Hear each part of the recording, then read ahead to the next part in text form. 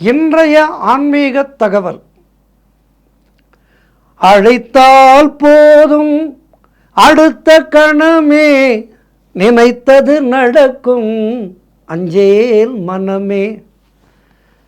இறைவன் நாம் அழைத்த குரலுக்கு ஓடி வருவார். அதனால்தான் கண்ணதாசன் பாடினார், அழைத்தவர் குரலுக்கு வருவேன் என்றான் கீதையிலே கண்ணன். கூப்பிடு, காத்துட்டு இருக்க வரத்துக்கு என்று சொல்கின்றான். நம்முடைய மாயையானது அவற்றை மறைத்திருக்கின்றது. அந்த மாயை நம்மால் இறை வழிபாட்டிலே அதிகமாக ஒன்ற முடியாமல் செய்கின்றது. நாம் அழைத்தவுடன் ஓடி வர காத்திருக்கின்றது தெய்வம். அதை நாம் புரிந்து கொள்வதில்லை. புரிந்து கொள்ளாமல் தான் இந்த உலகத்திலே தள்ளாடி கொண்டிருக்கின்றோம். பல விஷயங்களிலே இது அப்படி நடந்து விடுமோ, அது அப்படி நடந்து விடுமோ என்று நமக்கு நாமே துயரங்களை போட்டுக்கொண்டு மனதிலே வாட்டிக்கொண்டு, அந்த மனது வாட்டத்தினாலே நம்மோடு உடன் இருப்பவர்களோடு ஒழுங்காக பழகுவதில்லை, அவர்களோடு சந்தோஷமாக இருப்பதில்லை. சரி, இவற்றையெல்லாம் இறைவனிடம் சொல்லலாம் என்றால் அதற்கும் நம்முடைய மனதானது முழு பக்தியிலே செல்லாமல் அவஸ்தைப்படுகின்றோம். ஆப்பசைத்த குரங்கு போல் அவஸ்தைப்படுகின்றோம். சரி, நமக்கு ஒரு கஷ்டம் என்று வருகின்ற போது உடனடியாக யாரிடம் சொல்வோம்? அம்மா, தாயிடம்தான் நம்முடைய கஷ்டங்களை முதலிலே நாம் சொல்வோம். காரணம், தாய் தான் நாம் தவறே செய்திருந்தாலும் அந்த தவறை மன்னித்து நமக்கு அந்த பிரச்சனையிலிருந்து வெளிவருவதற்கான உபாயத்தை சொல்வாள். உலகுக்கெல்லாம் தாய் அன்னை பராசக்தி. அந்த தாயிடம் நாம் கேட்கின்ற விதத்திலே கேட்டால் நமக்கு எல்லாவற்றையும் அள்ளி கொடுப்பாள் அவள். விரும்பி அழைத்தால் வருவாளே அம்மா, மகமாயி தன் அருளை தருவாளே. விரும்பி அழைத்தால் வருவாளே அம்மா, மகமாயி தன் அருளை தருவாளே. மனது ஒன்றி அம்பாளிடம் பக்தி செய்ய வேண்டும். ஆகவே அம்பாளிடம் நம்முடைய குறைகளை சொல்ல வேண்டும். அது எப்படி சொல்ல வேண்டும்? கோவிலுக்கு செல்கின்றோம், தாயவளை பார்த்து கண்களை மூடிக்கொள்ளக்கூடாது. எப்போதுமே பலர் செய்கின்ற தவறு இது. கோவிலுக்கு சென்றால் கண்களை மூடிக்கொள்ள வேண்டியது. கண்களை மூடிக்கொள்ளக்கூடாது. நன்கு திறந்து பாதாதி கேசம் இறைவனை தரிசிக்க வேண்டும். அது அம்மன் கோவிலோ, சிவன் கோவிலோ, பெருமாள் கோவிலோ. பெருமாள் கோவில் என்றால் பெருமாளை பாதாதி கேசம் பார்க்க வேண்டும். குலம் தரும் செல்வம் தரும் என ஏதேனும் பாசுரங்களை பாடி பெருமாளை பாதாதி கேசம் பார்க்க வேண்டும். சிவன் கோவிலுக்கு செல்கின்றோமா, ஆவுடையாரிலிருந்து சிவனை தரிசிக்க வேண்டும். காதலாகி கசிந்து கண்ணீர் மல்கி என கண்ணீர் மல்க சிவபெருமானை தரிசிக்க வேண்டும். அதுபோல் அம்பாள் கோவிலுக்கு செல்கின்றோமா, அம்பாளை பாதம் முதல் சிரசு வரை பார்க்க வேண்டும். இப்படி நன்கு பார்த்து வழிபட வேண்டும். அடுத்த முறை கோவிலுக்கு செல்லும்போது கண்களை மூடிக்கொள்ளாதீர்கள். கண்களை மூடிக்கொள்வது எங்கே செய்ய வேண்டும்? பிரகாரத்திற்கு வெளியே வந்துவிட்டு அந்த மண்டபத்திலே அமர்கின்றோம் அல்லவா, அப்போது கண்மூடி தியானம் செய்ய வேண்டும். அப்போது கண்மூடி நன்கு தியானம் செய்தால் அந்த இறை ஆற்றலானது நமக்குள் பரிபூர்ணமாக வந்து அமரும்.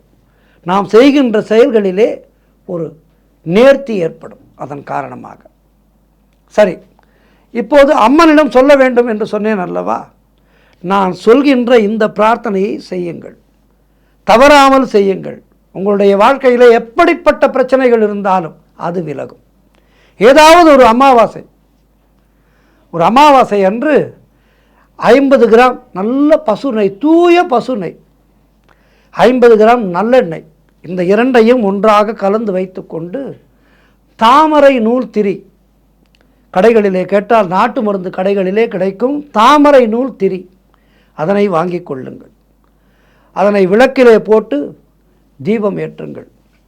விளக்கிலே இருந்து 4 அடி தூரம் தள்ளி சுத்தமான மஞ்சள் விரிப்பு ஆசனம் விரித்து கிழக்கு திசை நோக்கி அதிலே அமர வேண்டும். விளக்கிலே இருந்து நம்முடைய புருவ மத்திக்கு நேராக தீபம் எரிய வேண்டும். 108 முறைக்கு குறையாமல், அல்லது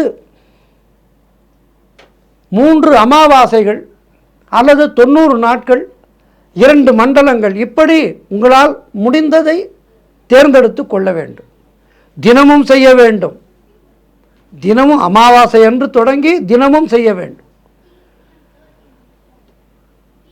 அந்த மஞ்சள் விரிப்பிலே அமர்ந்து கொண்டு மானசீகமாக ஜபம் செய்ய வேண்டும். மானசீக ஜபம். ஓம் ஹ்ரீம் ஸ்ரீம் நமோ பகவதி தீபிகா ஜோதி ஸ்வரூபிணி ஆகர்ஷய ஆகர்ஷய வாவா ஸ்வாஹா. இந்த மந்திரத்தை சொல்லி, மந்திரத்தை மீண்டும் திருப்பி சொல்கின்றேன் உங்களுக்காக. இந்த மந்திரத்தை மீண்டும் ஒரு முறை உங்களுக்காக சொல்கின்றேன். ஓம் ஹ்ரீம் ஸ்ரீம் நமோ பகவதி தீபிகா ஜோதி ஸ்வரூபிணி ஆகர்ஷய ஆகர்ஷய வாவா ஸ்வாஹா. இந்த மந்திரத்தை 90 தினங்கள் தீபம் உங்களுடன் பேசுவதை நீங்கள் சூக்ஷ்மமாக உணர முடியும். இப்போ 90 நாட்கள் தினம்தோறும் இதனை செய்ய வேண்டும். உங்களுடைய எதிர்காலத்திற்கு, உங்களுடைய அன்றாட பிரச்சனைகளுக்கு, அவை தீர்வதற்கு சரியான முறையிலே அருமையான ஒரு முடிவுகளை இந்த தியானமானது உங்களுக்கு கொடுக்கும். கண்கூடாக நீங்கள் உணர முடியும். இந்த தீபமானது இறைவனுக்கும் நமக்குமான ஒரு கனெக்டிவிட்டி. ஆகவே இந்த தீபத்திடம் நீங்கள் உங்களுடைய குறைகளை சொல்ல சொல்ல அந்த தீபமானது ஒரு உங்களுக்காக சர்வீஸ் செய்து இறைவனிடம் உங்களுடைய பிரச்சனைகளை கொண்டு செல்லும்.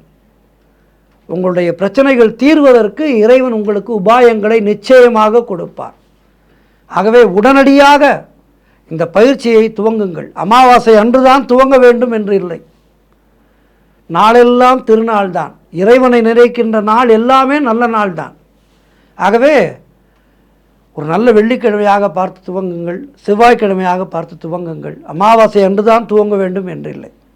ஆகவே இந்த பயிற்சியை செய்து தீபத்திலே இறைவனை தரிசனம் செய்யுங்கள். இறைவனிடம் உங்களுடைய பிரச்சனைகளை சொல்லுங்கள். நிச்சயமாக பிரச்சனைகள் தீர்வதற்கான உபாயங்களை இறைவன் தருவார்.